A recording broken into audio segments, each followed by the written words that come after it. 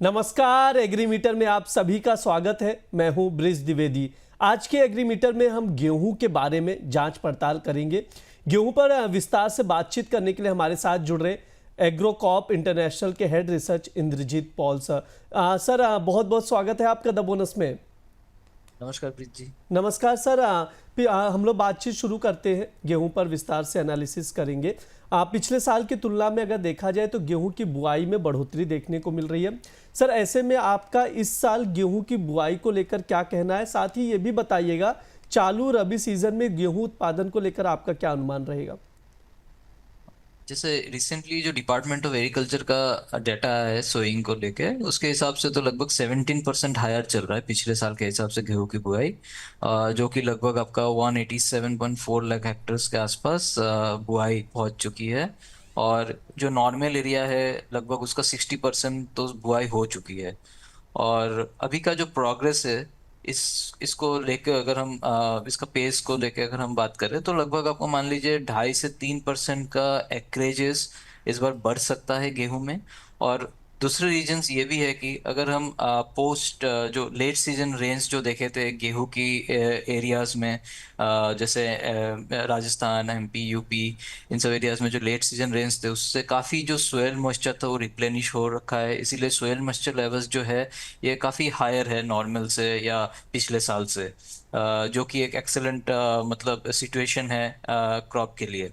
और बाकी जो मिनिमम टेम्परेचर्स भी है वो भी क्लोज टू नॉर्मली है, जो भी एक फेवरेबल सिचुएशन है। और ऊपर से जो एनडीवीआई रीडिंग्स भी हम देखते हैं वो भी काफ़ी फेवरेबल दिख रहा है, पिछले साल से भी अच्छा दिख रहा है और normal normal to above normal ही दिख रहा है। तो ये सारे रीजंस को मिला के जैसे क्या कि एज ऑफ नाउ जो है ईल्ड भी लगभग अच्छा आना चाहिए, कोई एडवर्स सिचुएशन तो दिख नहीं रहा है ईल्ड में।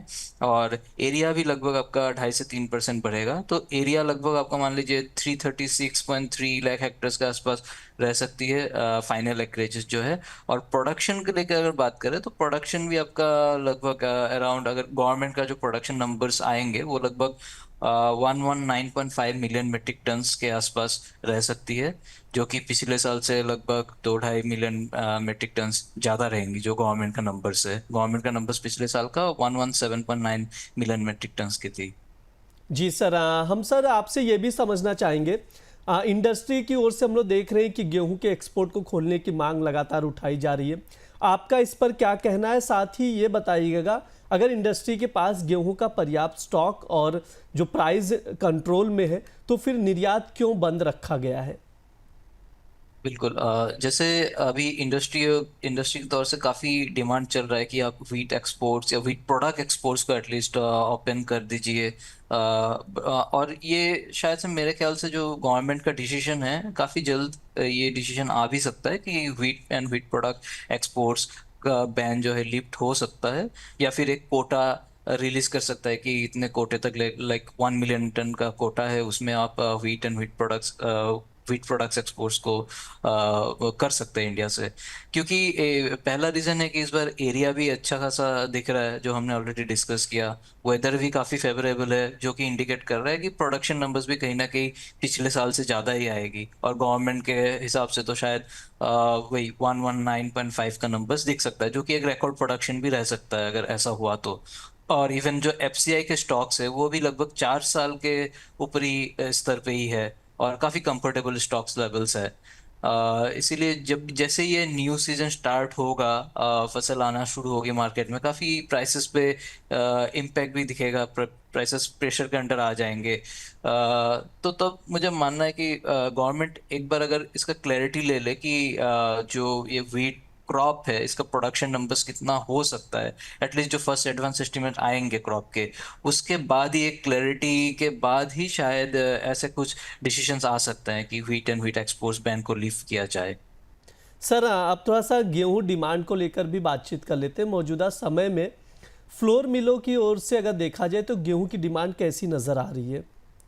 फ्लोर मिलर्स की तरफ से गेहूं की डिमांड अभी काफ़ी स्टेबल सा ही है, और मतलब नॉर्मल डिमांड ही चल रहा है। एक तो क्या है कि वेडिंग सीजन का भी जो डिमांड है वो भी है। तो लगभग अभी तो स्टेबल डिमांड ही है, ज़्यादा पीक भी नहीं है और सबड्यूट भी नहीं है। सर थोड़ा सा प्राइस आउटलुक पर उसके क्या असर पड़ रहा है फैक्टर्स का, उस पर बातचीत करेंगे। गेहूं का सरकारी स्टॉक अगर देखा जाए तो 4 साल के ऊपरी स्तर पर है और ओपन मार्केट सेल स्कीम के तहत गेहूं की बिक्री शुरू हो गई है। तो सर ऐसे में इसका कीमतों पर क्या असर पड़ेगा? हाँ, जैसे जब से ये ओपन मार्केट सेल्स का स्कीम शुरू हुआ है तब से हमने देखा है मार्केट में प्राइसेस का काफी करेक्शन आना। जैसे कि मंथ ऑन मंथ बेसिस में भी अगर देखते हैं तो लगभग 2% प्राइसेस तो टूटे हैं। और अगर ईयर ओवर ईयर भी देखते हैं तो पिछले साल से अभी का जो लेवल्स है लगभग 9% डाउन साइड है प्राइसेस पे। तो प्राइसेस में तो इम्पैक्ट है आइदर ओएमएसएस के थ्रू से या एफसीआई का जो कंफर्टेबल व्हीट स्टॉक सिचुएशन है उसके बेसिस में भी। और ये लगभग एक बियरिशनेस ही है प्राइसेस पे। तो जो प्राइस है इसका जो मोमेंट रहेगा ये काफी मतलब रेंज बाउंड ही रहेगा on a bearish with a bearish bias. कुछ ज्यादा मुझे इससे ड्रॉप भी नहीं दिख रहा है और अपसाइड का तो अभी कोई चांस है नहीं। जी बिल्कुल, यहाँ पर लगातार प्रेशर बना हुआ है, एक रेंज में ही नज़र आएगा, ये सर की राय है।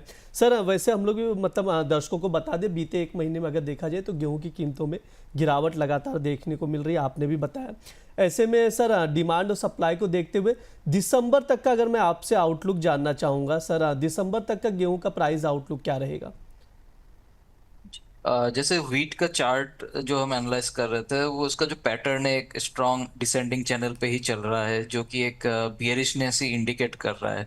बट फंडामेंटली भी अगर देखें और सारे फैक्टर्स को मिला के देखें तो लगभग आपका जो ये सपोर्ट लेवल बन रहा है दिसंबर एंड तक ये लगभग 2610 रुपये प्रति क्विंटल का रहेगा। जो दिल्ली गेहूं के भाव के बेसिस में बात कर रहा हूँ, सपोर्ट लेवल 2610 प्रति क्विंटल और रेजिस्टेंस एक देख रहे हैं लगभग 2850 प्रति क्विंटल। इसी के दायरे में ही प्राइसेस मूव होंगे। जी बिल्कुल, इसी दायरे में प्राइजेस दिखाई दे सकते हैं दिसंबर आखिरी तक। जो लेवल्स बता रहे हैं सर, उसको आप लोग ध्यान में रखकर चल सकते हैं। ओवरऑल हमने गेहूं के फंडामेंटल समझे, जो तमाम चीज़ें थी वो बताया सर ने, प्राइस आउटलुक भी समझाया, लेवल्स भी बताए हैं जिन पर आप लोग नज़र बनाकर चल सकते हैं। सर आपकी ओर से कोई डिस्क्लेमर?